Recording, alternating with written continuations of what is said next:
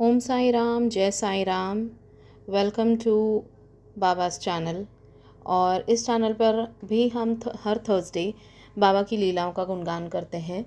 तो ऐसी ही एक लीला शेयर की है बाबा के एक डिवोटी ने। ये बात है दिवाली के अराउंड की, दिवाली के मंथ की, जब मेन कार्तिक एकादशी थी उसके 1-2 दिन पहले की बात है।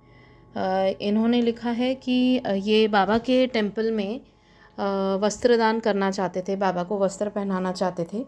और बाबा के लिए इन्होंने कोई मन्नत मांगी थी, तो कहा था कि मैं अन्नदान भी करूँगा।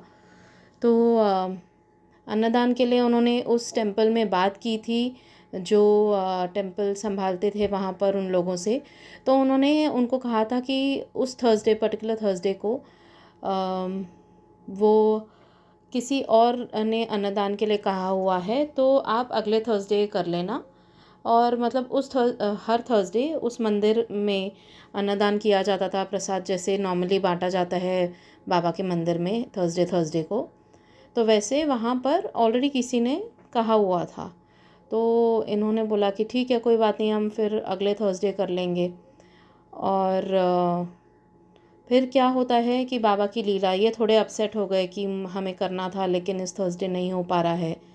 और बाबा की लीला हुई और थर्सडे, उस थर्सडे से 3 दिन पहले यानी मंडे को वो टेंपल वालों का इनको फ़ोन आया, ये बोल के कि जो करना चाह रहे थे प्रसाद इस थर्सडे को, उनके यहाँ पर कुछ प्रॉब्लम हो गई है पर्सनल, तो वो इस थर्सडे नहीं कर पाएंगे। वो कह रहे हैं कि वो अगले थर्सडे करेंगे, तो आप इस थर्सडे कर लीजिए। तो ये तो बहुत खुश हो गए, क्योंकि ये बाबा से लड़ पड़े थे कि बाबा आप ऐसा क्यों कर रहे हैं, और हमें इतना मन है अन्नदान करने का इस थर्सडे, और आप एक्सेप्ट नहीं कर रहे हैं, मुझे नेक्स्ट वीक तक नहीं रुकना है। बाबा की हर बच्चे के साथ एक अपना एक रिलेशन होता है, तो इनको था कि मुझे करवाना है इसी थर्सडे। तो बाबा ने इनकी इच्छा सुन ली और इनका टर्न पहले आ गया। और बहुत अच्छे से अन्नदान हुआ, वहाँ पर प्रसाद बांटा गया, इन्होंने खुद बनाई। इन्होंने लिखा था कि खुद इन्होंने और इनके घर वालों ने मिलकर शीरा बनाया वहाँ के लिए, जो सूजी का हलवा होता है वो बनाया और प्रसाद में बांटा सबको, और वस्त्रदान भी किया।